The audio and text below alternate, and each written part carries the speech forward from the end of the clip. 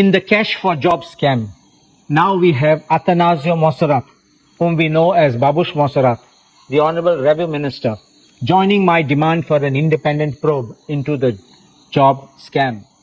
Also, the Honorable Minister for Agriculture, Ravi Naik, seems to know more. He says that the godfather and godmother will be nabbed. Honorable Chief Minister Dr. Pramodsawant needs to walk the talk.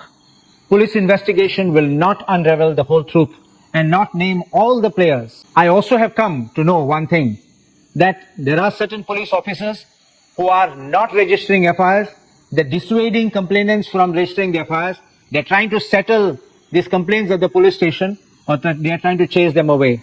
Don't do this, because if you do so, and it comes in my hand with all the documents, I will make sure that you will be put in place. I reiterate my demand to the Honorable Chief Minister, appoint a one-man commission under Inquiries of Commission Act if you and your government have nothing to hide and nothing to fear. I appeal to all others who have paid money to come forward and name those who collected the money for the jobs promised.